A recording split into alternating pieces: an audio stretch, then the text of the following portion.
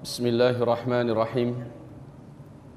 Assalamualaikum warahmatullahi wabarakatuh. Alhamdulillah wassalatu wassalam ala Rasulillahi sallallahu alaihi wasallam. Allahumma salli wa sallim ala hadha an-nabiyyil karim Muhammadin sallallahu alaihi wa ala alihi wa sahbihi wa man tabi'ahu bi ihsan ila yaumiddin. Qala Allah subhanahu wa ta'ala iqtaraba lin-nasi hisabuhum wa hum fi ghaflatin mu'ridun.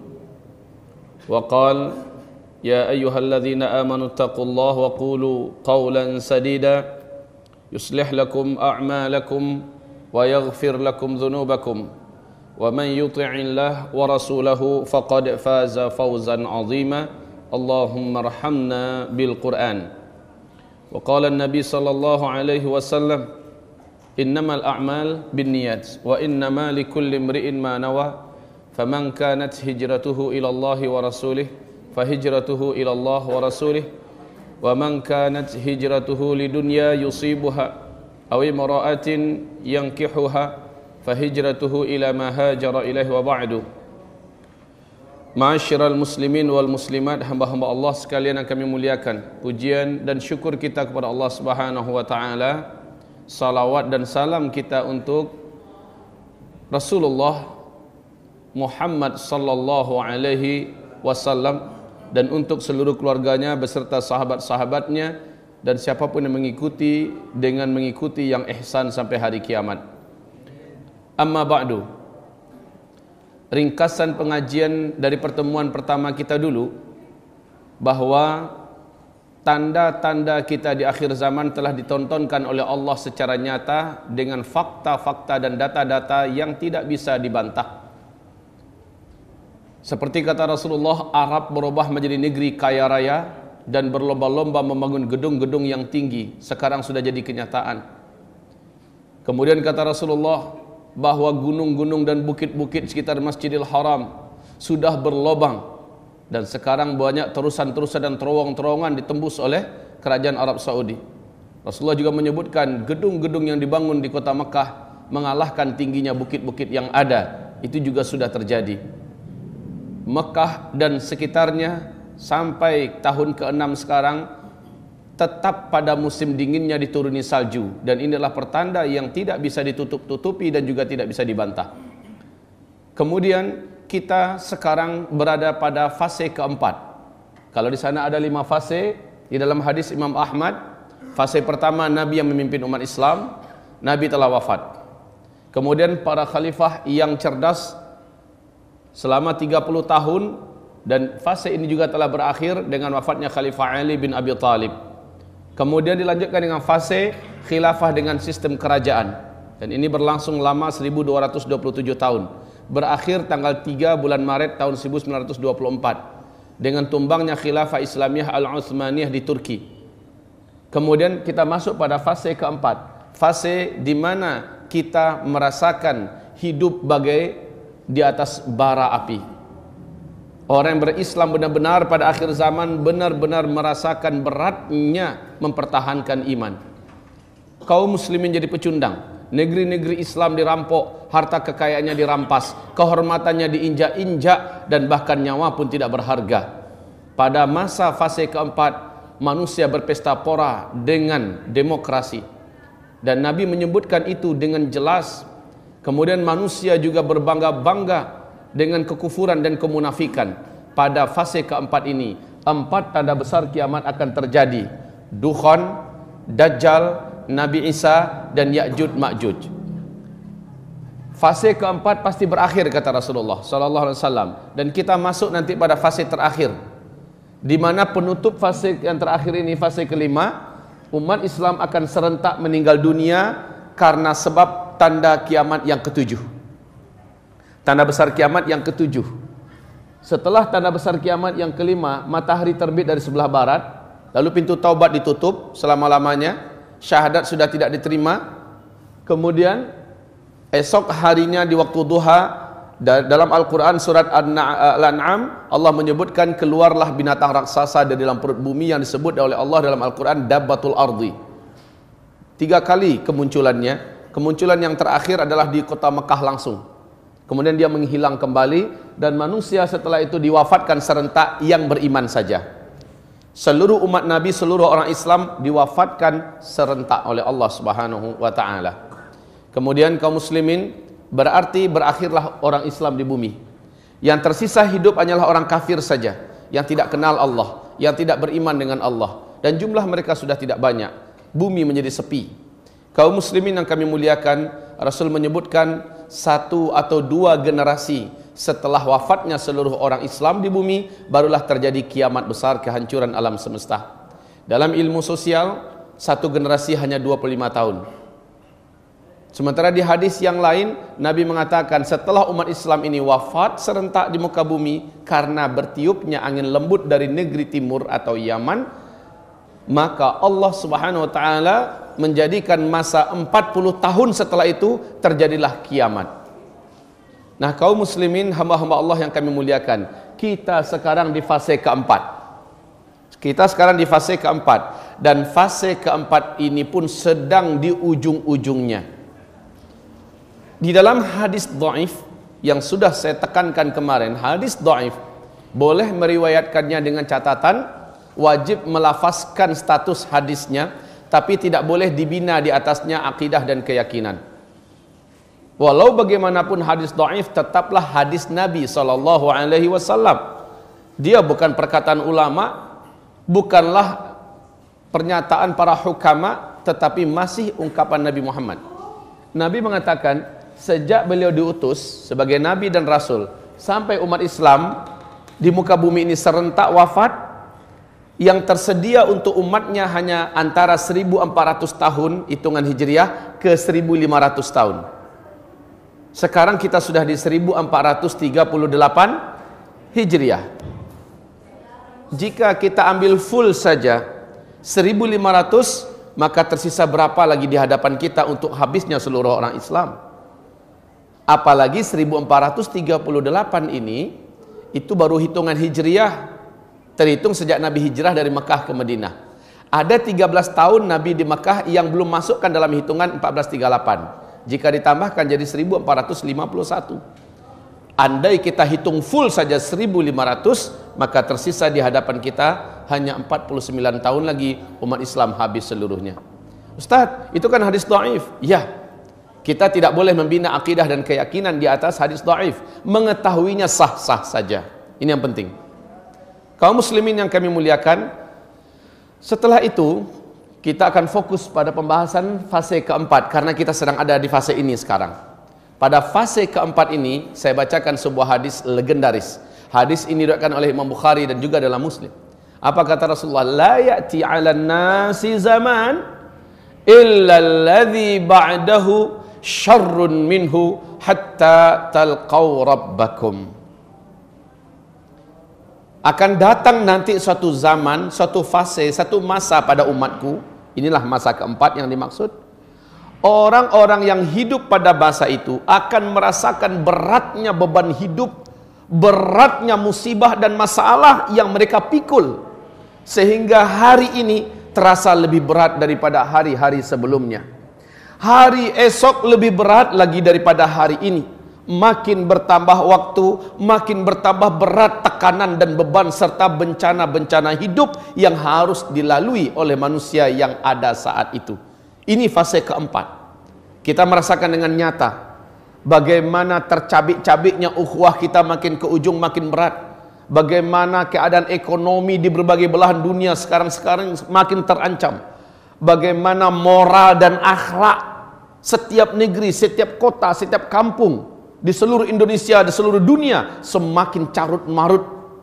Bagaimana keadaan politik yang semakin gak karu-karuan, yang zalim makin menang, yang kuat semakin berjaya, yang kaya semakin menjadi-jadi. Kemudian para pemimpin yang bermunculan tidaklah lebih baik daripada pemimpin sebelumnya, dan ini akan terus sampai kapan kata Nabi? Hatta talqaw rabbakum, sampai kamu semua mati berjumpa dengan Allah Rabb kamu. Fase kelima itu penutupan. Fase kelima ini hanya 7-9 tahun paling lama. Walaupun ini bagaikan surga dunia, tapi jumlah kita sudah sedikit manusia yang hidup ketika itu. Pemimpinnya adalah Al-Mahdi, keturunan kandung Nabi Muhammad dari Hasan bin Ali, bukan dari Husain bin Ali seperti yang difatwakan oleh Syiah. Kaum muslimin, fase kelima ini nanti jumlah laki-laki 1 berbanding 50 jumlah wanita. Apa yang terjadi dengan kaum laki-laki?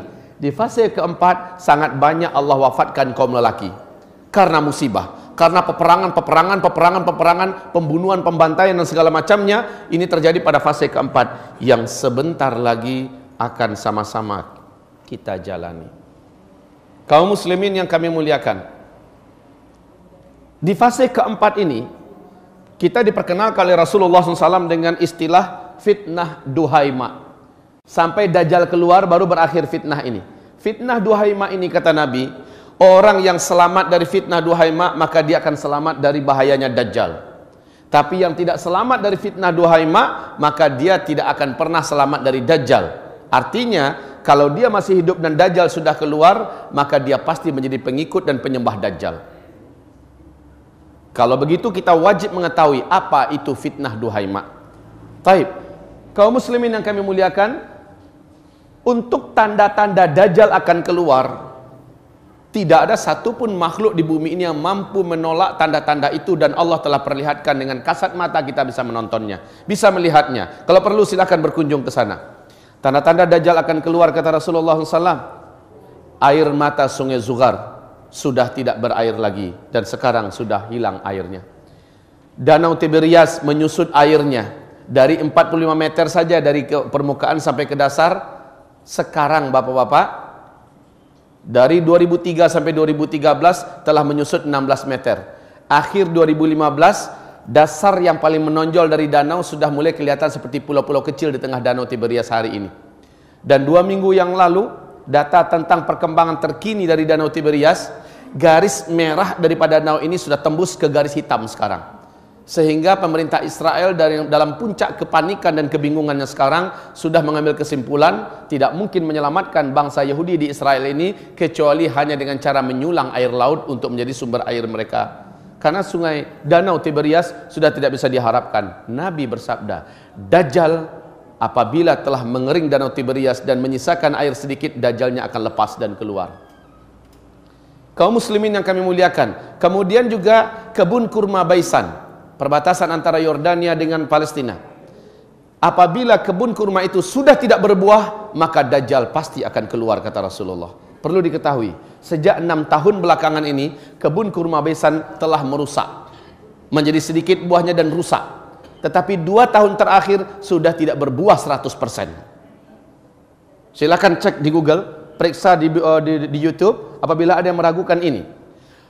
Danau sungai Efrat yang mengalir dari Turki ke Syria, Irak, kemudian ujungnya adalah di Iran. Kata Rasulullah, takkan terjadi kiamat sampai sungai Efrat mengering. Sungai Efrat telah kering total sejak 1,5 tahun ini, tidak lagi berair. Dan ini adalah pertanda kiamat itu akan Allah tontonkan. Tapi insya Allah bukan kita orang-orang yang akan menyaksikannya. Alhamdulillah. Hanya masalahnya kita akan menghadapi masa-masa berat di mana Dajjal akan keluar. Menjelang Dajjal keluar, terjadi tanda besar kiamat yang pertama terlebih dahulu, yaitu dukhon.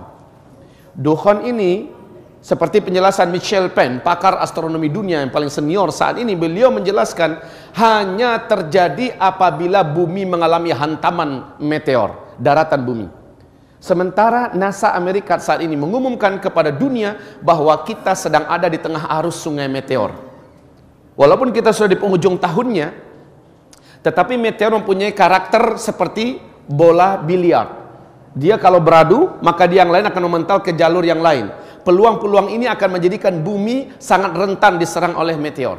Dan Rasulullah menyebutkan ciri-ciri meteor akan menghantam bumi apabila umatku terlibat dan terjebak dalam 3 kesalahan di akhir zaman. Dan ketiga kesalahan ini sudah dibuat oleh umat Nabi, ketiga-tiganya. Pertama, kata Nabi, apabila di tengah-tengah umatku sudah banyak bermunculan penyanyi-penyanyi wanita di mana-mana. Yang kedua, apabila musik dan alat-alat musik sudah disenangi oleh umatku dan digandrungi menyebar di mana-mana. Dan yang ketiga, apabila minuman khamar, barang-barang memabukkan sudah mudah didapatkan di mana-mana. Tiga-tiga ini sudah apa belum? Maka pertanda ini sudah Rasul gambarkan kepada kita. Kaum muslimin yang kami muliakan, Rasulullah SAW menyebutkan apabila terjadi hantaman meteor, seperti pernyataan Abdullah bin Abbas, maka berikutnya yang terjadi adalah dukhon. Dalam sanad yang jayyid, Ibnu Jarir meriwayatkan sebuah hadis di mana Ibnu Mulaikah berkata, guruku Abdullah bin Abbas berkata, malam tadi kami nggak bisa tidur karena kami menyaksikan meteor melintas di atas bumi kita. Saya khawatir jangan-jangan besoklah terjadinya dukhon. Apa yang dikatakan oleh Abdullah bin Abbas ini persis sama dengan yang diuraikan oleh pakar astronomi dunia tadi, Michel Penn. Meteor ini ketika dia menghantam atmosfer bumi kita, kalau garis diameternya 2 km saja, kekuatan ledakan meteor ini sama dengan 1 juta kali lipat bom nuklir, Pak, yang pernah meledak di Nagasaki dan Hiroshima. Dampak yang terjadi berikutnya adalah meteor ini akan terbakar, bagian kulitnya akan mengeluarkan asap yang sangat tebal dan itu panas beracun. Kemudian bagian kulit ini lepas dari intinya dan dia membentuk meteor-meteor kecil yang akan menghunjam bukit-bukit kita, gunung-gunung kita, kota-kota kita akan menjadi hujan meteor. Sementara yang intinya mengandung siderid. Siderid ini adalah kandungan dari zat besi. Pergesekan yang sangat ekstrim menembus lapisan atmosfer kita menyebabkan timbulnya medan magnet yang teramat sangat kuat. Dampaknya yang langsung terasa oleh manusia di bumi adalah semua besi dan logam yang ada di muka bumi akan langsung terinduksi. Maka mobil kita yang mesinnya dari besi tidak bisa lagi di starter, Pak, nggak bisa lagi jalan. Pesawat juga tidak bisa bergerak, kapal-kapal, dan itu bukan untuk sementara waktu tapi permanen. Inilah digambarkan oleh Nabi SAW setelah kalian nanti dipimpin oleh Al-Mahdi. Al-Mahdi itu kemunculannya adalah setelah meteor jatuh. Ini meteor. Setelah meteor jatuh terjadi dukhon, Al-Mahdi akan muncul. Al-Mahdi inilah yang akan memimpin umat Islam di sini. Nah, kaum muslimin yang kami muliakan, Rasul bersabda, saat Al-Mahdi nanti muncul, kalian sudah kembali seperti zaman sekarang. Tidak ada teknologi. Kalian akan berperang bersama Al-Mahdi menggunakan pedang, menggunakan tombak, menggunakan panah. Dan zaman-zaman itu adalah zaman jihad, kata Rasulullah. Zaman-zaman itu adalah zaman perang, di mana banyak para syuhada yang akan diambil oleh Allah ke langit. Banyak para lelaki yang bertumbangan sementara mereka adalah lelaki-lelaki terbaik di akhir zaman. Atau lelaki pecundang yang lari sementara kematian tidak akan pernah bisa dielakkannya. Kaum muslimin yang kami muliakan, zaman di mana kita hidup sekarang, kita akan dihadapkan kepada fenomena yang sangat berat ini. Taib, meteor ini jatuh, semua teknologi musnah. Ketika menghantam laut, kata Michel Penn, kekuatan ledakannya yang sama dengan 1 juta kali lipat bom nuklir itu menjadikan hadirnya tsunami setinggi 230 meter. Bila jatuhnya ke kutub utara atau kutub selatan, kutub itu akan meleleh. Maka permukaan air laut akan naik 7 meter lagi. Banyak sekali kota-kota besar di muka bumi yang dibangun di tepi pantai akan tenggelam, termasuk Jakarta, Chicago, New Zealand, dan kota-kota besar lainnya. Kemudian apabila jatuhnya di daratan, maka ini yang paling pas dengan terjadinya dukhon. Ini yang paling pas dengan terjadinya dukhon. Sebab apa? Ketika jatuhnya ke daratan, kekuatan ledakannya yang teramat dahsyat. Radius dari titik jatuhnya ke 100-200 km, seluruh makhluk hidup akan langsung menguap menjadi karbon. Kemudian bumi akan mengalami kecekungan yang sangat dalam. Kemudian partikel-partikelnya membumbung ke langit dalam bentuk kabut debu yang teramat sangat tebal lagi panas. Dan ini yang disebut dengan dukhon. Tebal, panas. Gelombang kejut dari ledakan tadi menghasilkan kekuatan laju secepat 800 km per jam. Bayangkan kecepatannya. Maka partikel-partikel yang tebal tadi membumbung ke udara, menutupi langit dengan segera membungkus bumi. Bumi akan gelap gulita 40 hari 40 malam, kata Rasul. Bumi akan gelap gulita 40 hari 40 malam. Hamba-hamba Allah yang saya muliakan, bagaimana 40 hari 40 malam tanpa cahaya? Sahabat-sahabat bertanya kepada Rasulullah, ya Rasulullah, bagaimana cara kami menentukan waktu sholat? Nabi mengatakan, sholat kalian kira-kirakan saja ketika itu. Siapapun yang berusaha melihat, walaupun telapak tangannya didekatkan ke wajah seperti ini, dia tidak akan mampu melihat apa-apa, gelap gulita. Setelah matahari kembali nampak, dukhon tersisih, ya, kita akan dikejutkan dengan pemandangan lain. Apa itu? Bumi akan diselimuti oleh debu yang sudah mengendap ke daratan, tebal di mana-mana. Bangkai-bangkai berserakan, bangkai-bangkai burung, bangkai kucing, bangkai anjing, binatang, dan banyak tanam-tanaman yang juga mati. Bayangkan 40 hari 40 malam nggak ada cahaya matahari, dan itu panas, Pak. Saking panasnya, kata Rasul, seluruh orang kafir di muka bumi ini melepuh kulit mereka. Jadi orang-orang kafir yang nggak sempat menyelamatkan diri, mereka akan melepuh seperti kita masuk open, Pak. Orang Islam yang banyak buat dosa sebelum itu terjadi, amalnya sedikit, imannya tipis, sama tersiksanya dengan orang kafir. Tapi orang beriman yang imannya bagus, ketika itu terjadi, amal solehnya sebelum itu banyak, dia akan selamat. Kesimpulannya seperti itu. Nah, kaum muslimin, dengan alasan inilah Nabi perintahkan kita untuk berlomba-lomba memperbanyak amal soleh. Startnya, kata Nabi, saat fitnah Syam membara. Fitnah Syam yaitu pembantaian di Syria, peperangan dan kegaduhan, penghancuran negeri-negeri dan kota-kota di Syam saat ini. Nabi perintahkan saat itu kamu harus berlomba-lomba memperbanyak amal soleh. Badiru bil a'mali fitanan. Berlomba-lombalah kamu memperbanyak amal soleh. Menjelang datangnya meteor dan dukhon terjadi, kita sudah diperintahkan memperbanyak amal soleh. Karena inilah yang akan menjadikan kita tahan, Pak. Kata Rasulullah SAW, siapa yang amal solehnya banyak sebelum ini terjadi, apabila dukhon terjadi, dia akan selamat. Dia hanya seperti terserang flu dan demam sedikit saja. Terserang flu dan demam. Tapi orang-orang kafir, Pak, kulit mereka melepuh semuanya. Dari hidung mereka mengeluarkan asap, dari mulut mereka mengeluarkan asap, dari lubang dubur mereka mengeluarkan asap. Yang benar-benar akan selamat di antara orang kafir mungkin sudah 9 negara sekarang yang ketahuan sudah mempersiapkan bunker-bunker raksasa bawah tanah, Pak, di kedalaman 30 sampai 300 meter. Amerika sudah menyelesaikan 6 bunker raksasa. Satu bunker itu dapat menampung 500.000 manusia. Dan sudah disiapkan fasilitas hidup oleh Amerika di dalam itu, mulai dari obat-obatan, makanan, segala macamnya, untuk 500.000 manusia dan bisa bertahan selama 1 tahun. Dan ini pas, nanti dalam hadis di sini, Rasul menyebutkan kepada umat Islam, apabila kamu menyaksikan di atas langit selama 3 hari sampai 1 minggu melintas terus bintang berekor atau meteor, maka perintah Rasulullah adalah persiapkanlah makanan untuk dirimu dan keluargamu selama 1 tahun. Ada pesan yang khusus dari Nabi Muhammad SAW. Baik kaum muslimin yang kami muliakan, tentang tanda-tanda Dajjal sudah nampak. Dukhon juga sudah ada tanda-tandanya diperlihatkan oleh Allah Subhanahu Wa Taala.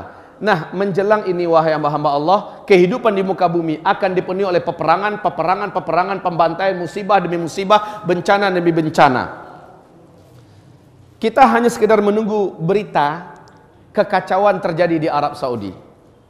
Kekacauan dalam artian anggota keluarga kerajaan di Arab Saudi sudah bergaduh sesama mereka, dan kita di Indonesia bisa menyaksikannya. Kalau begitu, maka lihatlah bencana gempa akan menyusul di sana. Pertumpahan darah akan terjadi di seluruh Timur Tengah. Kalau sekarang kan masih pertumpahan darahnya, masih Arab Saudi masih belum, ya. Beberapa negara Teluk masih aman, tapi nanti akan merata semua. Saat merata semua, maka termasuk Indonesia, Pak. Semoga Bapak mengikuti perkembangan bagaimana tahun 2018, ancaman kehancuran ekonomi global, Pak. Dan itu akan menyebabkan di mana-mana terjadi krisis, chaos, keributan dan kekacauan, pembunuhan, perang dari mana-mana, termasuk Jakarta. Jakarta, Bapak dengar bagaimana revolusi yang dikhawatirkan oleh para TNI kita yang masih punya loyalitas kepada NKRI ini, revolusi Cina, revolusi komunis berkolaborasi dengan revolusi Syiah akan menjadikan Jakarta sebagai negeri terpanas yang penuh pertumpahan darah. Apabila kita tidak bersiap-siap, umat tidak mau bersatu, maka kita akan disembelih seperti saudara kita disembelih di Syria, seperti saudara kita disembelih di Irak, saudara kita disembelih di Yaman. Ini pasti terjadi kaum muslimin yang kami muliakan. Dan ini bukan sesuatu hal yang sangat tabu lagi. Jutaan KTP sedang dibuat sekarang di Cina. Jutaan KTP dibuat sekarang di Paris atas nama penduduk Indonesia, tapi yang mengisinya adalah orang-orang sipit yang tidak ngerti bahasa Indonesia. Mereka akan masuk jumlahnya jutaan, melakukan kegaduhan dan kekacauan di sini. Persiapan mereka matang, senjata sudah dipersiapkan, ahli-ahli tempur mereka dimasukkan. Indonesia, rakyatnya akan dibuang ke laut, kemudian mereka yang mengisi Indonesia. Minimal 200 juta akan mengisi Indonesia. Apa persiapan kita? Apa yang kita lakukan? Apabila umat tidak bergerak, lalu apa yang bisa kita buat? La haula wala quwata illa billah. Tapi ingat, ini bagian dari akhir zaman. Ini bagian dari akhir zaman. Bukankah kata Rasulullah, makin kesini makin berat tekanan hidup yang akan dihadapi. Apalagi setelah dukhon, Pak. Setelah dukhon, iklim dunia berubah menjadi sangat panas dan gersang. BMKG dunia baru-baru ini mengeluarkan pengumuman 2019 sampai 2022 mulai kegersangan ekstrim dialami oleh seluruh dunia. Padahal dalam hadis yang sahih kita dengar menjelang Dajjal keluar ada 3 tahun yang sangat berat. 1 tahun pertama menjelang Dajjal keluar, sepertiga air dari langit Allah tahan. Sepertiga tanam-tanaman dan hewan ternak yang dapat dimakan di bumi Allah biarkan mati. Tahun kedua menjelang Dajjal keluar, 2/3 air dari langit Allah tahan. Dan 2/3 tanam-tanaman dan hewan ternak yang dapat dimakan di muka bumi Allah biarkan mati. Tahun di mana Dajjal keluar, sama sekali air tidak turun dari langit. Cuaca di mana-mana dan iklim sangat panas, kemarau panjang, orang-orang mulai kelaparan dan bahkan berani memakan bangkai. Ada yang tega membunuh tetangga dalam hadis Sahih Bukhari, membunuh tetangga demi memperebutkan roti, sepotong roti yang ada di tangan tetangga. Kaum muslimin melihat manusia sudah brutal. Bahkan ada yang tega memakan bangkai. Ada yang tidak sanggup lalu menanamkan pisau ke dalam perutnya. Ada yang pergi ke bukit lalu menerjunkan badannya. Keputusasaan hidup. Sampai-sampai kata Rasulullah, orang yang paling beriman sekalipun saat itu ketika lewat dekat kuburan akan berkata, alangkah indahnya, alangkah enaknya kalaulah saya di dalam tanah itu saat ini. Ini orang beriman loh, Pak. Saking beratnya, sahabat-sahabat bertanya, ya Rasulullah, apa yang bisa kami makan, kami minum saat itu? Kata Nabi, makan minum kalian saat itu adalah zikir. Orang yang berzikir meniatkan perutnya kenyang, Allah akan kenyangkan. Ini berkat iman dan amalnya sebelumnya. Tapi orang-orang fasik kaum muslimin akan mencoba mempertahankan hidupnya dengan cara apapun. Orang-orang Islam yang minim amal soleh, banyak buat dosa, dia mungkin akan sampai ke tingkat mau membunuh diri dan mengimpi-impikan kemunculan Dajjal ke kotanya. Dan Dajjal akan masuk ke seluruh kota di muka bumi akan masuk. Mayoritas penduduk manusia saat itu sujud menyembah Dajjal. Dan siapa yang beriman kepada Dajjal, saat Dajjal sudah meninggalkan kotanya, sampai dia mati dia akan tetap kafir kepada Allah Subhanahu wa taala. Berarti di fase keempat inilah setan jin dan setan manusia bersatu untuk memperbanyak calon penghuni neraka. Kita. Kalau orang kafir sudah jelas masuk neraka semua. Tapi umat Nabi diperbanyak menjadi calon penghuni neraka itu di fase ini. Seluruh jin dan setan di muka bumi bersatu membantu Dajjal, membela Dajjal. Dan kita akan hidup di fase ini dalam waktu yang tidak lama lagi. Ya Allah ya Rabb, kaum muslimin, lalu apa persiapan yang harus kita lakukan? Kan begitu pertanyaan berikutnya. Kalau memang begini dekat, apa yang mesti kita buat? Taib ibarat Allah yang kami muliakan, lihat ke sana. Lihat ke sana. Saya tidak punya banyak waktu menjelaskan karena ingat hanya sampai jam 1 kabarnya ya. Hanya sampai jam 1. Enggak banyak waktu saya. Oleh karena itu perhatikan baik-baik. Mungkin bapak kami yang enggak sempat melihat sana bisa kumpulnya di depan. Inilah persiapan-persiapan yang seharusnya kita lakukan. Fase keempat adalah fase fitnah, ya. Ini adalah fase fitnah.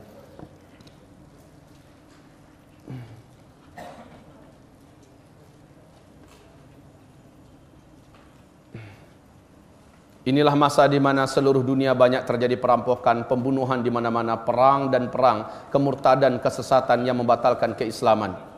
Nah, persiapan yang real, yang seharusnya dipersiapkan oleh umat sekarang, jelas nggak? Kabur.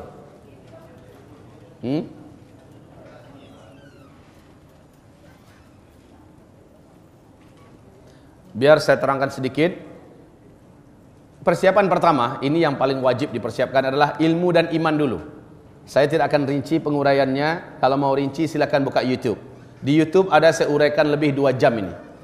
Pertama, wajib mengilmui tentang karakter dan seluk-beluk fitnah akhir zaman.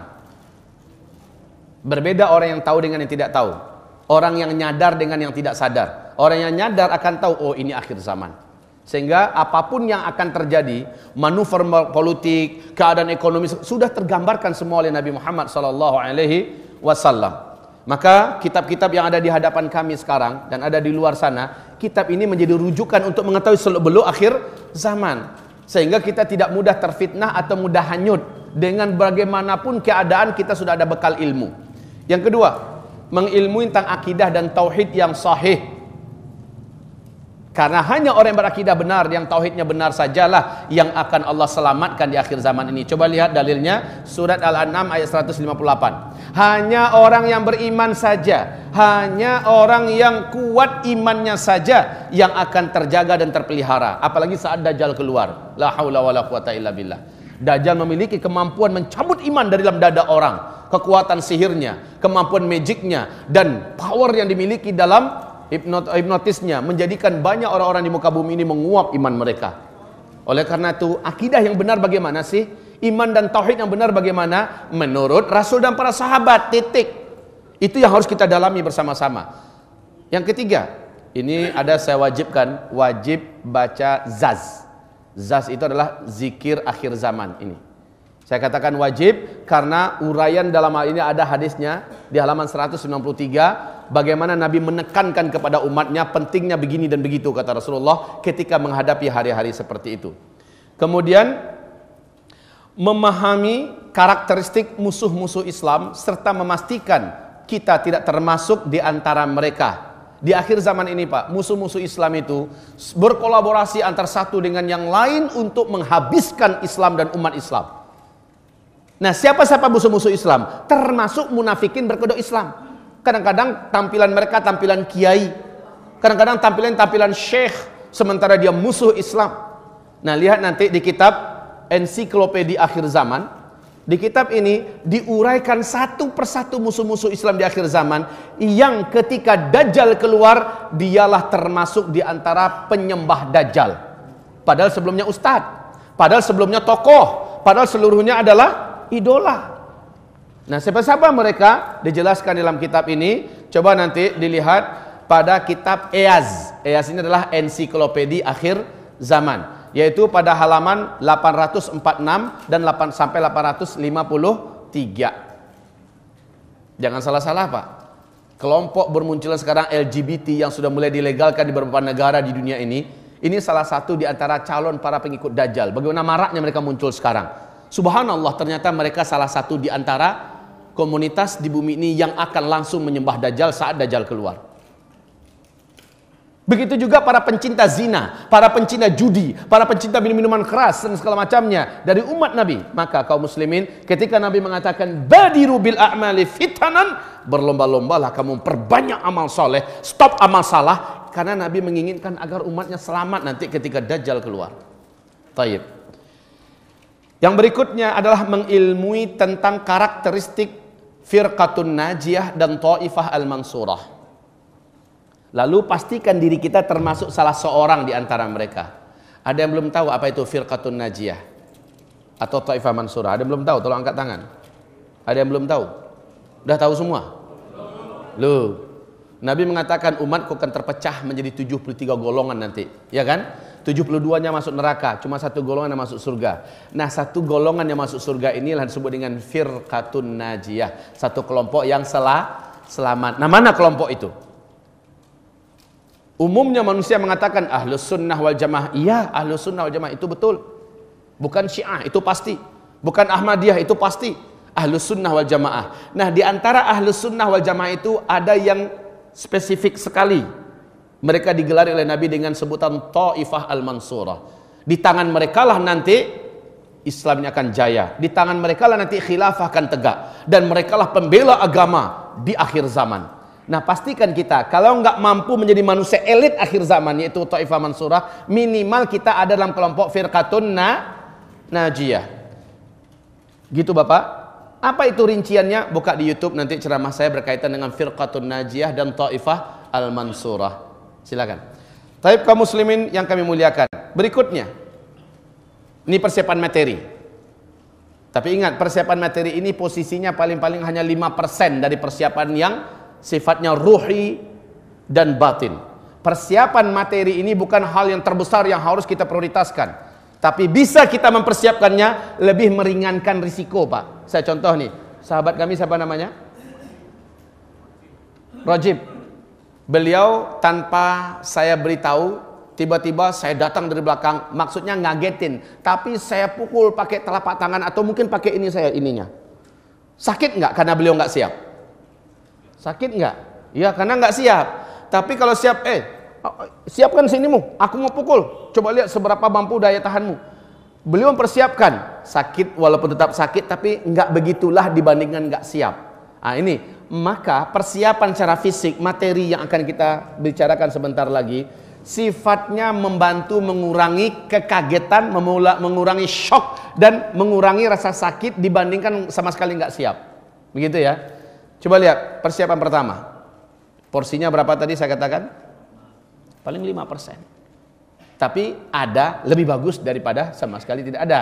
Ada menandakan kita punya iman bahwa ini akan terjadi. Kalau terjadi, selamatlah. Baik, semua persiapan yang akan saya sampaikan ini, Pak, sifatnya sunnah seluruhnya. Nggak ada yang menyimpang. Kalaupun nggak terjadi, ternyata kiamat 1000 tahun lagi, ini tetap akan bermanfaat dan berguna. Nggak ada yang sia-sia, Pak. Satu, coba lihat, menanam pohon kurma dan menyediakan stok kurma yang berdahan di rumah-rumah. Perintah Nabi SAW, walaupun besok dah mau kiamat, hari ini masih ada 1 butir biji kurma yang bisa kamu tanam, kata Rasulullah. Ini bukan omong kosong, Pak. Barusan saya ketemu dengan Presiden Petani Kurma se-Indonesia. Barusan di kantornya di Depok, Bapak Muhaimin Iqbal. Beliau pernah diundang kemari belum? Bapak Muhaimin Iqbal ini dah go internasional. Di mana-mana dunia, termasuk di Dubai barusan ini beliau dipanggil. Karena beliau diberi oleh Allah ilham dan kepakaran yang luar biasa dalam masalah dunia pertanian dan peternakan. Nah, saya baru dari kantornya sekarang. Barusan dari kantornya tadi menuju kemari. Kami bercerita tentang kurma. Subhanallah, saya nggak sempat menceritakan panjang lebar tentang kurma. Tapi kenapa Nabi memilih kurma? Makanan yang paling tahan itu apa? Kurma nggak? Kurma. Kurma ini kalau pandai kita menyimpannya, apalagi masih di dahannya, insya Allah dia mampu bertahan 1 tahun lebih. Dan 1 butir kurma itu kalau kita makan bisa membuat tubuh kita selamat, kuat dalam 3 hari, Pak. 1 butir biji kurma. Ini kekuatan yang ada dalam kurma. Baik, siapkan kurma. Sekarang beliau menganjurkan kepada umat Islam sebanyak-banyaknya, khususnya di Indonesia, tanamlah kurma. Ustadz, berbuah enggak? Beliau ada ilmunya dan ada teknologinya, dan itu gampang, enggak sulit. Enggak sulit. Insya Allah kalau mau kontaknya nanti saya kasih. Ya, mana nomor HP beliau? Tapi beliau lebih mengarahkan kepada bagian manajemennya. Soalnya kalau semua orang kontak beliau, mencret juga beliau. Baik, kaum muslimin, ini kurma. Beliau mengatakan sebaiknya di Polybag dipersiapkan membuat tanam-tanaman kurma di halaman rumah kita. Kenapa? Subhanallah, secara ilmiah dan telah dibuktikan oleh Bank Indonesia saat mengutus tim ahlinya ke Thailand, 1 batang kurma itu sama penghasilannya dengan 1 hektar sawit yang jadi. Penghasilan fulusnya ya. 1 batang kurma sanggup menampung beban hidup dan biaya hidup 1 keluarga. 1 batang kurma. Orang yang punya 10 batang kurma saja dan itu jadi, dijamin kaya sudah. Di Arab memang kayak gitu, Pak. Karena kurma ini penghasilannya besar. Itu di segi penghasilan ya. Sementara di segi jaminan hidup ini lebih tahan, Pak. Apalagi menghadapi dukhon dan segala macamnya. Baik, kita lanjut. Membuat sumur-sumur manual di rumah. Nggak mengandalkan keran lagi. Keran ini mengandalkan teknologi nggak? Saat teknologi musnah, air pun terputus sampai ke kita. Jadi di rumah-rumah hendaknya sudah punya sumur bor. Sumur bor masih menggunakan listrik. Sementara elektromagnetika yang sangat tinggi yang dihasilkan oleh sidrid tadi atau meteor tadi menjadikan semua sinyal dan listrik padam selama-lamanya di muka bumi. Oleh karena itu kita tidak boleh lagi mengandalkan listrik. Maka persiapan air sumur kayak dulu, air yang pakai timba, ini sudah layaknya. Yang sudah mengubur sumurnya baik digali kembali. Taib. Berikutnya mengemaskan dan memperakkan uang kertas. Ya. Uang kertas ini kata Rasulullah, saat Al-Mahdi keluar, kalian semua akan kembali ke dinar dan dirham, ke emas dan perak sebagai mata uang kalian. Uang kertas kalian akan seperti daun-daun kuning yang berserakan di pinggir-pinggir jalan, dipermainkan oleh anak-anak dan kalian tidak peduli dengannya. Subhanallah, ini nubuat Nabi, Pak. Sekarang Bapak tahu perkembangan ekonomi dunia. La haula wala quwata illa billah. Semua pakar dan ahli ekonomi dunia sangat meyakini bahwa 2017 adalah masa transisi yang paling mengerikan dan 2018 adalah kiamat ekonomi. 2018. kekacauan akan terjadi. Amerika, Rusia, Cina, negara besar sudah tahu persis uang kertas ini tidak lama lagi tidak akan dipakai. Maka mereka berlomba-lomba memperbanyak emas mereka. Cina gila-gilaan beli emas di mana-mana, dan itu mereka sembunyikan agar tidak menjadi emasnya menjadi tinggi sekali dan sulit mendapatkan. Makanya negara-negara kita dirampok emasnya di mana-mana, di Irak, di Libya, di Indonesia. Bagaimana bisa memperbanyak emas mereka perbanyak. Jadi yang punya uang, kalau memang ada rezeki, kalau berlebih ya, baik mulai sekarang nabunglah dalam bentuk emas batangan. Simpen diam-diam, suami istri saja yang tahu. Jangan diumumkan ke orang. Oh, saya udah mulai nyimpen, insya Allah dirampok maling. Ya, simpen diam-diam. Toh emas ini kapan-kapan perlu bisa dijual nggak? Nggak ada ruginya. Buat sumur timba ada ruginya nggak? Nggak ada ruginya. Semua yang kami sarankan nanti sebagai persiapan ini realistis, Pak. Nggak ada ruginya. Kalaupun nggak terjadi kiamat masih lama lagi, pohon kurma tetap perlu nggak bagi kita? Perlu, Pak. Dan pohon kurma ini ternyata salah satu di antara penyelamat air di muka bumi. Dia bertolak belakang dengan pohon sawit. Sawit malah mematikan air, merusak tanah. Sementara kurma kebalikannya. Ya, lanjut. Mempersiapkan alat-alat penting kehidupan yang manual seperti kompor, ya, kompor sumbu, ya. Kemudian korek api, lilin, minyak tanah, lampu badai dan lain-lain. Dan ini diperlukan, Pak. Sumber minyaknya dari mana? Gampang, dari tanam-tanaman, dari buah pala dan segala macamnya bisa jadikan sumber minyak. Ya, baik. Terus menyiapkan alat-alat survival yang manual. Silakan apa saja alat survival.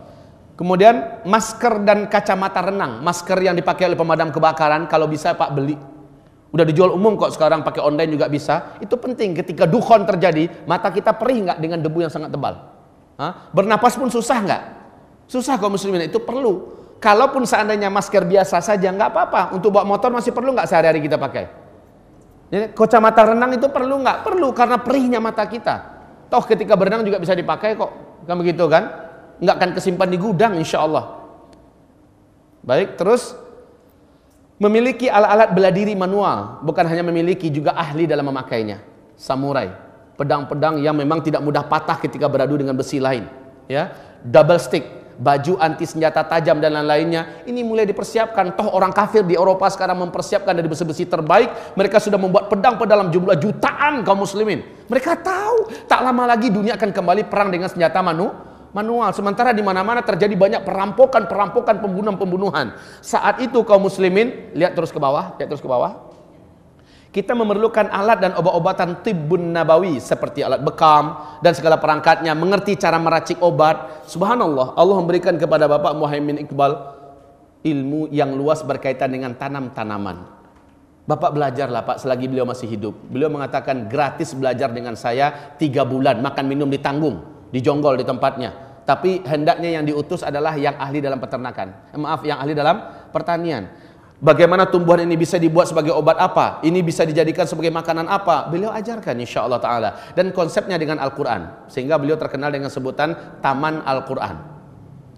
Ingat Pak, dunia sudah memperebutkan beliau. Luar-luar negara kita sudah banyak memperebutkan beliau. Beliau ada di sini. Ya. Dan beliau bukan hanya sendiri, beliau dengan tim. Oleh karena itu belajarlah dengan beliau.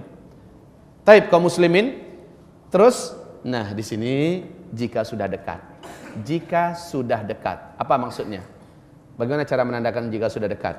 Gampang, nanti baca di sini hadisnya berkaitan dengan dukhon, Pak. Dukhon kan yang pertama kan?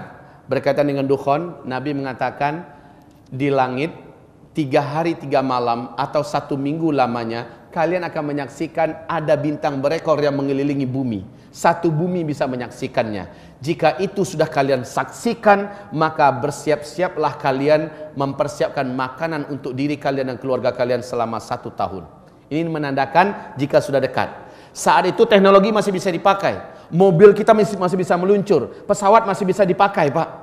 Tapi ketika meteor sudah jatuh, maka semua teknologi berhenti. Nah, ketika sudah melintas di sana sini meteor ini selama 3 hari atau sampai 1 minggu kata Rasulullah SAW, saat itu sudah sebaiknya hijrah ke pedusunan yang sudah dipersiapkan dari sebelumnya. Disebut dengan pedusunan atau perkampungan akhir zaman. Yang berhak kita jadikan calon penghuni perkampungan itu hanyalah orang-orang beriman. Orang-orang beriman, karena kita akan saling jaga-menjaga nanti. Keluarga kita, istri kita, anak kita, kitalah yang akan pasang badan kalau ada para perampok yang akan datang, Pak. Saat huru-hara terjadi, Pak, semua orang akan egois. Pokoknya dia bisa hidup, keluarganya hidup walaupun bunuh orang lain, merampok ke sana kemari, itu pasti terjadi. Belum apa-apa kemarin tahun 1998 ya. Bagaimana bentuk ketegangan di Jakarta, padahal belum apa-apanya, betul nggak? Masing-masing orang sudah ngasah pedang, sudah ronda-ronda malam, sudah merampok di mana-mana, betul nggak? Apalagi nanti benar-benar dalam kekacauan yang tingkat tinggi kaum muslimin. Nah, saat itu kita perlu komunitas kampung yang orang-orang beriman ngisinya semua. Dari sekarang, Pak, dari sekarang. Saya menganjurkan setiap provinsi, setiap kabupaten hendaknya ada perkampungan muslim. 10 hektar setidak-tidaknya. Gabunglah orang-orang yang cukup berduit, nanti kaplingkan 200 meter per 200 meter, masing-masing bangunlah bangunan yang manual saja, nggak usah mahal-mahal. Cukup 50 juta, 60 juta sudah bangun bangunan manual. Nah, di situ nanti, di mana kalau sudah jelas, semuanya menuju ke sana orang-orang beriman dan sudah siap jaga menjaga, lindung melindungi. Insya Allah, kalau sudah bersatu macam itu, takut orang datang ke kampung kita, Pak. Sementara kita saling memelihara dan iman juga saling dipelihara. Ini penting. Jadi bentuk kawasan hijrah orang-orang beriman. Setiap kota, bukan kota ya, setiap kabupaten hendaknya ada satu, minimal setiap provinsi ada satu. Saya di Sumatera Barat itu tugas saya. Sahabat kami di Riau itu tugasnya.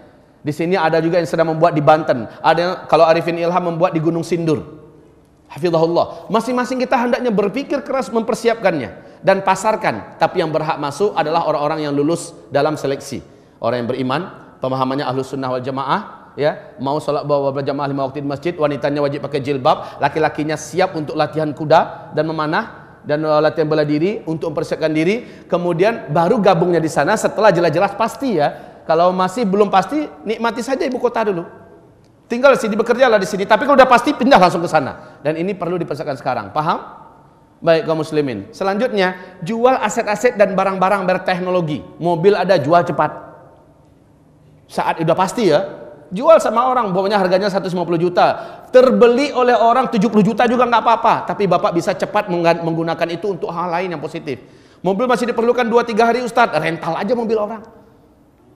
Gampang ya, menuju ke sana. Habis itu suruh orang lain nganterin. Sopirnya dibawa dari dia. Sudah, intinya kita udah selamat duluan, beli tiket segala macamnya. Kalau perlu bawa satu keluarga pergi ke Mekah, Madinah. Disitulah negeri yang paling aman nanti di akhir zaman. Ya, baik. Selanjutnya, persiapan fisik dan keahlian. Kalau tadi persiapan kebendaan dan materi. Sekarang fisik dan keahlian. Jangan gembrot. Jangan gendut. Hah? Kalau memang terpaksa gendut, dah takdirnya, nggak mungkin untuk kurus, nggak apa-apa. Tapi lincah, gesit. Kayak semhong gitu, Pak. Gendut sih gendut nggak apa-apa, tapi gesitnya Masya Allah, ya kan? Gendut sehat. Nih, kenapa? Kita banyak dituntut jalan jauh nanti, Pak. Mendaki bukit, menuruni lembah, kadang-kadang bawa anak, satu anak sini, bawa lagi barang. Lah, kalau gendut gimana? Digendong orang susah, menggendong orang jadi masalah. Ya. Baik. Berarti diperintahkan kita untuk melakukan olahraga exercise yang baik. Bertubuh badan besar nggak ada masalah, yang penting gesit, Pak. Gesit. Baik. Lanjut, ahli dengan ilmu dan practical survival. Ini wajib belajar, setiap kita wajib belajar bagaimana cara mempertahankan hidup di saat-saat serba sulit. Di hutan bagaimana caranya, di lembah bagaimana caranya. Kalau pokoknya ahli dalam survival dan belajarlah. Di internet kita mudah belajar, Pak, sekarang. Buku-bukunya banyak yang mengajarkan tentang bagaimana bisa bertahan hidup dan punya alat-alatnya juga gitu. Selanjutnya, mahir memanah dan berkuda, serta mahir memanah di atas kuda. Kuda ini, kata Nabi, sampai hari kiamat keberkahan ada di ubun-ubunnya. Maka setiap kita, yang muda-muda khususnya, jangan sampai nggak ngerti berkuda. Saat teknologi semua berhenti, Pak, kita butuh transportasi kemana-mana, kan nggak mungkin kau jalan kaki. Saat itu kita memerlukan kuda kembali. Toh kuda nggak pun akhir zaman, tetap sunnah, betul tidak? Dan Rasul mewajibkan para bapak-bapak mengajarkan anaknya berkuda dan memanah. Berarti ini kewajiban. Maka bapak ibu semuanya, bapak-bapak khususnya, ma min muslim illa haqqa alaihi ayyartabi farasan lidinillah idza ataqa dzalik. Tidak ada seorang lelaki muslim pun di bumi ini yang diberi oleh Allah kelebihan rezeki, melainkan wajib dia memiliki 1 ekor kuda atas nama dia. Tapi digunakan untuk agama Allah, bukan untuk pacu-pacu kuda. Untuk agama Allah, untuk melatih diri, untuk melatih keluarga, dan melatih kaum muslimin. Nah, pesantren kita, alhamdulillah, di Payakumbuh Sumatera Barat, salah satu pesantren mungkin di Sumatera Barat, sudah bisa kami pastikan dengan izin Allah, yang serius mengajarkan santri-santri berkuda dan memanah di atas kuda.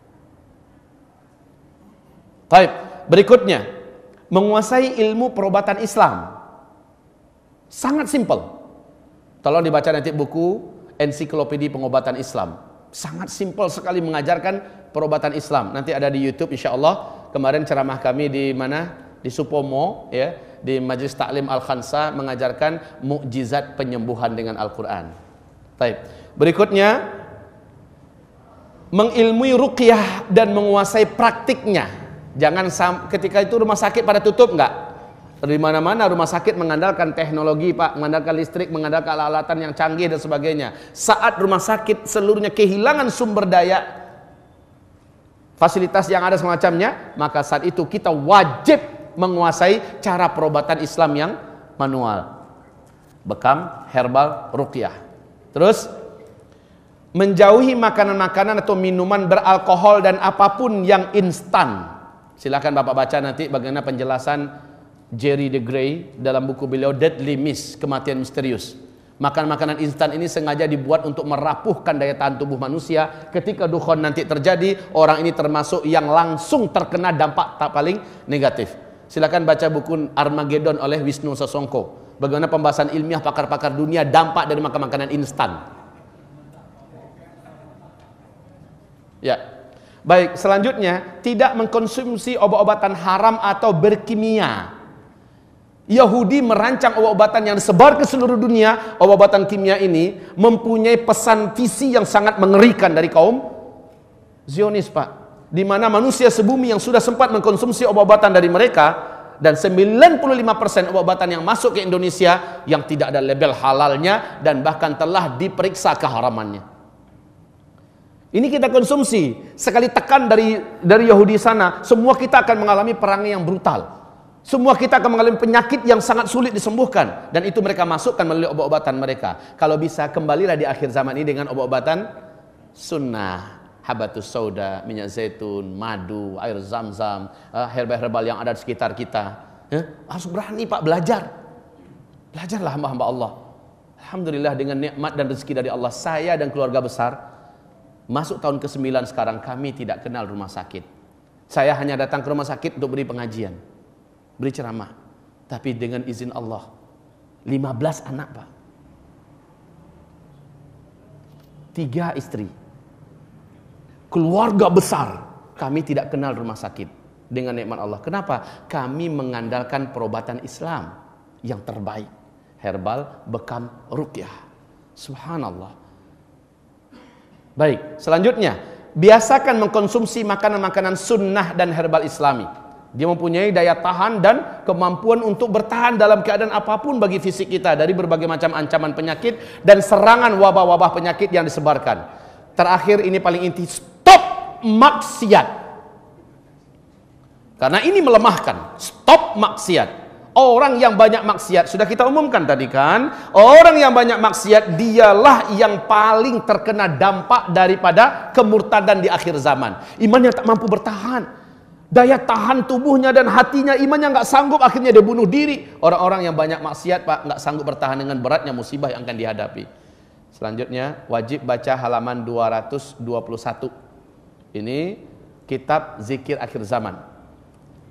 Selanjutnya, persiapan ruhiyah dan amalan. Nah, inilah persiapan yang nilainya 90%. Ini yang paling penting dari seluruh persiapan-persiapan fisik tadi ya. Apa itu yang pertama? Salat 5 waktu, pastikan berjamaah di masjid. Kekuatan salat 5 waktu ini dahsyat, Pak. Pastikan di masjid. Yang kedua, bentuk dan bersatulah dengan komunitas orang-orang yang soleh, yang beriman dan bertauhid, yang faham tentang akhir zaman. Mulai bentuk komunitasnya sekarang. Grup-grup akhir zaman dibuat di grup WA kita, bagaimana perbincangan tanpa persiapan sebagainya. Karena mereka-mereka yang kita harapkan bisa saling merapat nanti, Pak. Terus, Istiqomah dengan amalan-amalan sunnah yang paling besar pahalanya. Salat-salat sunnah rawatib, qabliyah dan ba'diyah, tahajud, duha, dan salat sunat syuruk atau isyraq. Kemudian puasa sunat, Senin Kamis, puasa Daud, puasa Bid dan lain-lainnya. Besok ini Pak dari Senin, Selasa, Rabu, Kamis, Jumat, ya. Ini adalah puasa yang sama menyambung dan seluruhnya bernilaikan puasa sunnah yang kuat. Tolong jangan disisia-siakan.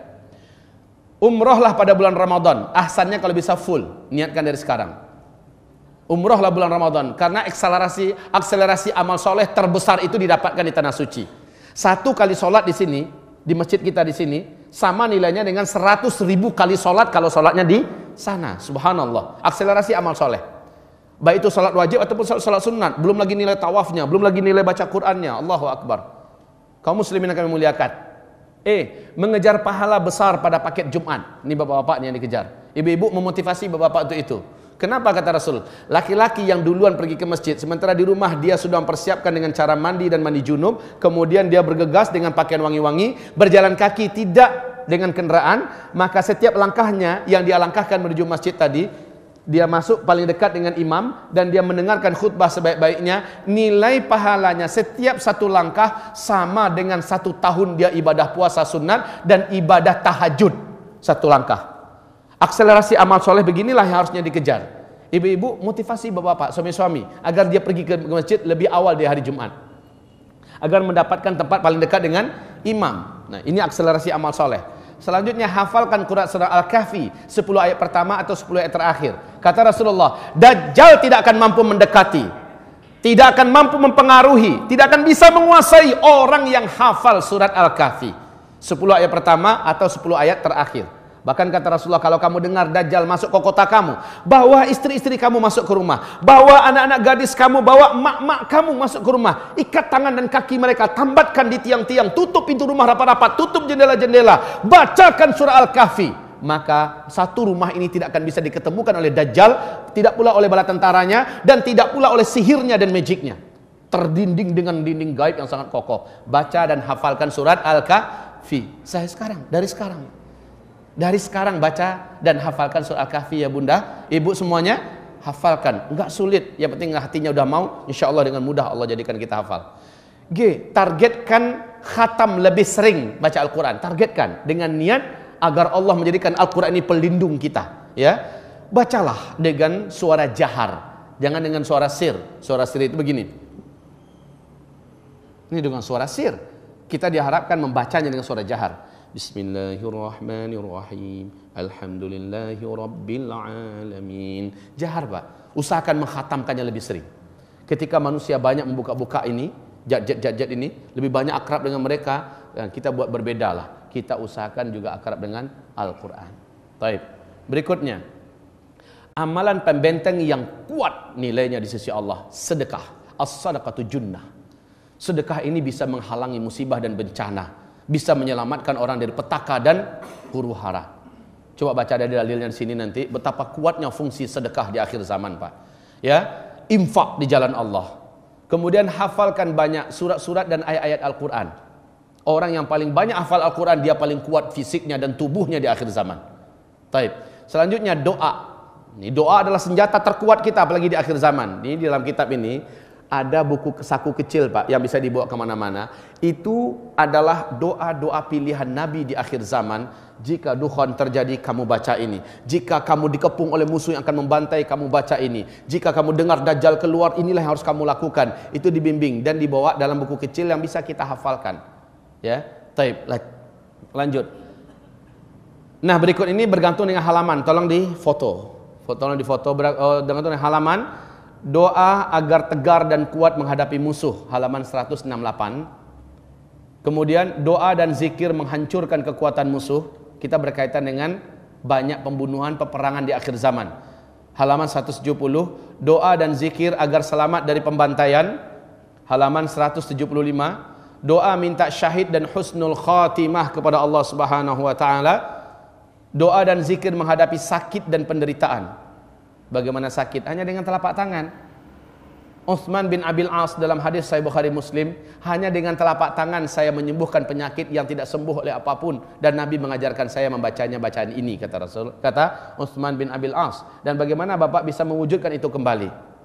Dan ini yang kami ajarkan, bagaimana cara menyembuhkan diri sendiri dengan Al-Quran, dengan doa-doa Nabi, hanya menggunakan telapak tangan, hanya menggunakan herbal, hanya menggunakan air. Bapak bisa melakukannya, ibu pasti bisa, Bu. Dan tidak bergantung pada ustadz. Tolong nanti dibuka, kapan diupload yang kemarin ceramah kita? 5 hari lagi. Ya, 5 hari lagi diupload. Tolong nanti didengarkan ceramah kami berkaitan tentang bagaimana menyembuhkan diri sendiri dengan Al-Quran.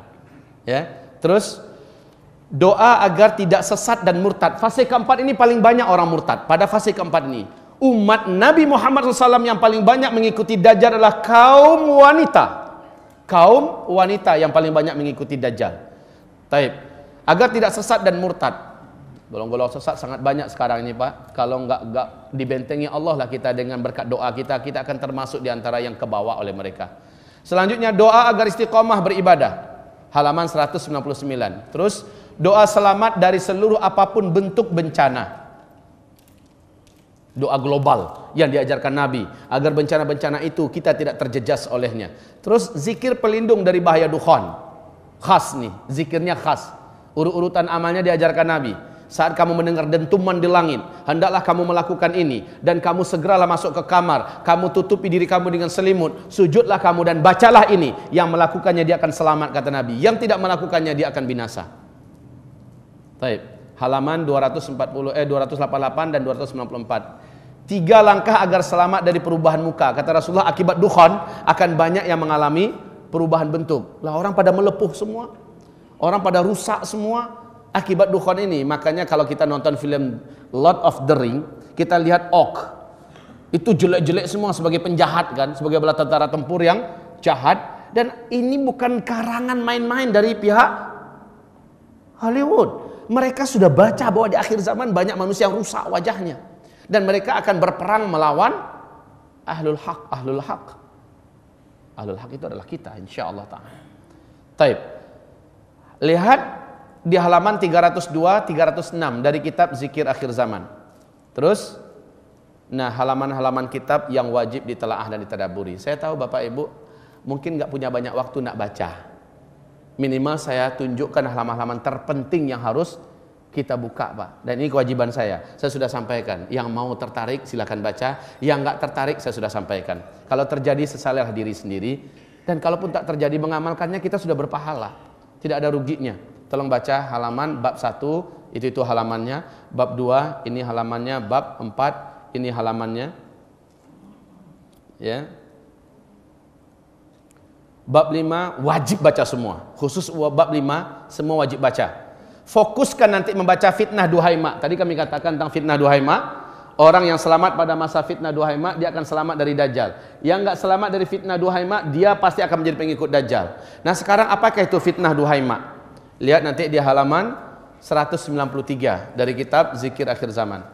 Bab yang ke-5, yang ke-6. Kiat-kiat memunculkan kedahsyatan energi zikir dan doa. Ini dengarkan uraian yang sangat tajam dari Syekh Ibnul Qayyim Al-Jauziyah, halaman kitabnya sekian. Nah, kaum muslimin, inilah persiapan dan amalan yang mesti sekarang ini kita persiapkan. Terserah setelah itu kepada umat. Kami hanyalah satu makhluk kecil dari antara makhluk-makhluk Allah yang bangkit menyadarkan dan menyampaikan pada umat. Dan Rasulullah mengatakan semakin dekat kiamat, semakin sedikit ulama dan da'i dari umatku yang akan menyampaikan tentang tanda-tanda kiamat. Dan itu terjadi sekarang, Pak. Dari sekian banyak da'i yang ada di Indonesia, saya tidak hanya menghitung beberapa orang saja yang menyampaikan perkara ini. Kemudian sekali lagi terserah pada umat.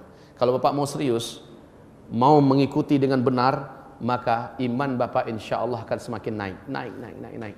Di mana-mana orang, Pak, di berbagai negara, mula-mulanya mencemeh dengan bibir yang seperti ini, tapi setelah mereka menganalisa langsung dan sendiri, datang saya dipeluknya sambil menangis bila mengatakan, saya sekarang beriman sepenuhnya kita sudah di akhir zaman sekarang.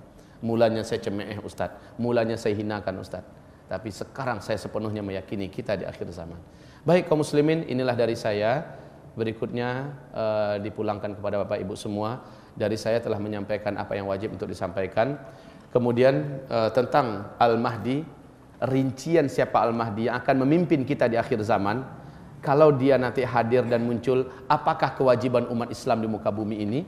Dan agar kita benar-benar tahu langkah demi langkah kita bersamanya, kitab Al-Mahdi ini juga telah dipersembahkan untuk umat Islam agar menjadi persiapan kita.